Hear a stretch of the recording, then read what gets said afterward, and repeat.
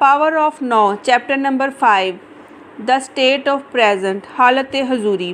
Video में मज़ीद आगे बढ़ने से पहले अगर आप मेरे चैनल पर नए हैं तो प्लीज़ मेरे चैनल को लाइक और सब्सक्राइब कर लें। जो आप समझते हैं हकीकत वो नहीं है। अभी तक जो चीज़ मैंने जानी है वो है हालत हजूरी। प्रेजेंट हकीकी चीज़ है। प्रेजेंट से वो चीज़ मुराद है जो मैं समझ पा रहा हूँ या ये कोई और चीज़ है। पहली बात तो ये है कि ये वो चीज़ नहीं है जो आप सोचते हैं। You can not think your present and mind you can not understand. हालत हजूरी को जानने का सिर्फ एक तरीका है और वो ये है कि प्रेजेंट और बीइंग, प्रेजेंट की हालत में होना। उसके लिए एक छोटा सा तजर्बा करके देखते हैं। अपनी अपनी आंखें बंद करें और ख़ुद से कहें मेरे माइंड में अगला थॉट क्या आएगा। उसके बाद अलर्ट रहें और जहन में अगले उभरने वाले सोच का इंतज़ार करें। बिल्कुल इसी तरह जैसे कोई बिल्ली जो चूहे के बिल के सामने होशियार हालत में बैठी होती है। उस बिल से अब कौन सा नया ख्याल निकलता है, बिल्कुल अलर्ट होकर अगले थॉट का इंतज़ार करें। उसी वक्त आप ये तजर्बा करें। मुझे काफ़ी देर इंतज़ार करना पड़ा है, तब कहीं अगला थॉट मेरे दिमाग में आया है। जितनी देर आप हजूरी की हालत में थे थॉट से आज़ाद रहे। आप मुकम्मल तौर पर साकत थे मगर बिल्कुल होशियार बाश अलर्ट। जिस लम्हे आपकी शौरी तवज्जो एक ख़ास सतह से नीचे गिरती है उसी वक्त सोचें हमला आवर हो जाती हैं। दिमागी शौर लौट आता है जिसका मतलब है कि सुकून स्टिलनेस खो गई है। पुराने दौर में जैन मास्टर अपने शागिर्दों की शौरी हालत में हाज़िरी या गैर हाज़िरी को जांचने के लिए एक शानदार तरीका इस्तेमाल किया करते थे कि जैन मास्टर चुपके से दबे पांव स्टूडेंट के पीछे आते थे और उन्हें छड़ी से पीठ पर मारते थे। जो होशियार बाश और हालत हजूरी में होते थे वो साकित होने और सामने देख रहे होने के बावजूद जान लेते थे कि मास्टर पीछे आया और छड़ी उठाकर उन्हें मारने लगा है। वो स्टूडेंट जो अलर्ट होने और हजूरी के नूर से मुनव्वर होते वो या तो मास्टर को रोक देते या छड़ी के सामने से हट जाते।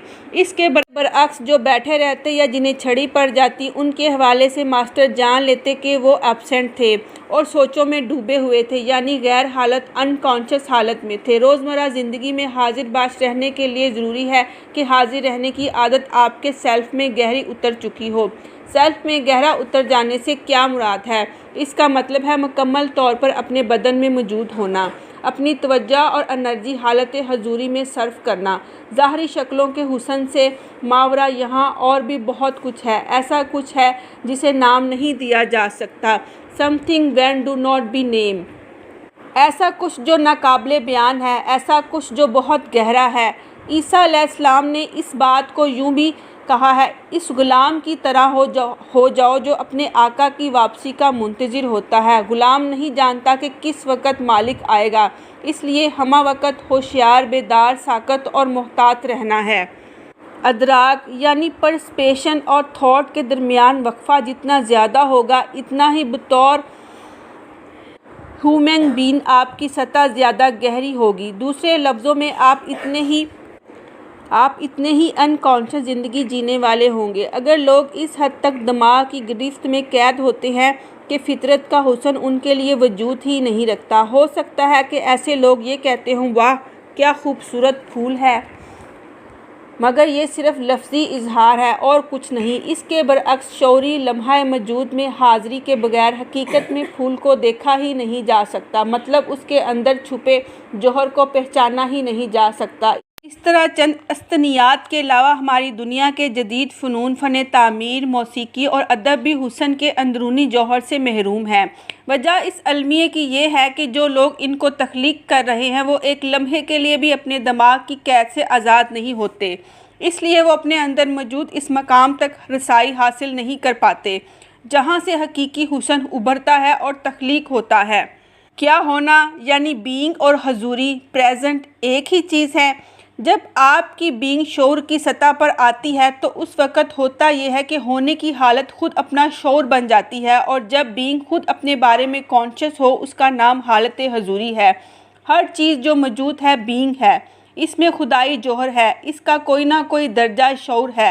हत्ता के पत्थर तक में इब्तदाई और नापुख्ता नौइयत का शऊर है। अगर ऐसा ना होता तो पत्थर ना होता, उसके एटम और मालिक्यूल बिखर जाते। हर चीज़ जिंदा है, ज़मीन, पौधे, जानवर, इंसान, तमाम अशिया मुख्तलिफ दर्जों के शऊर का इजहार है। ज़िंदगी आगे की तरफ चलती है, इसमें वापसी का कोई रास्ता नहीं होता। हमारे पास वाहिद ऑप्शन है, वो है शऊरियत, जो दिमाग की सतह से बुलंद तर हो। लेकिन जो बुनियादी हकीकत मैं समझाने की कोशिश कर रहा हूँ वो ये है कि ये नई शऊरियत ज़मीन पर अपने कदम जमा रही है और हम मुस्बत सिमत में जा रहे हैं।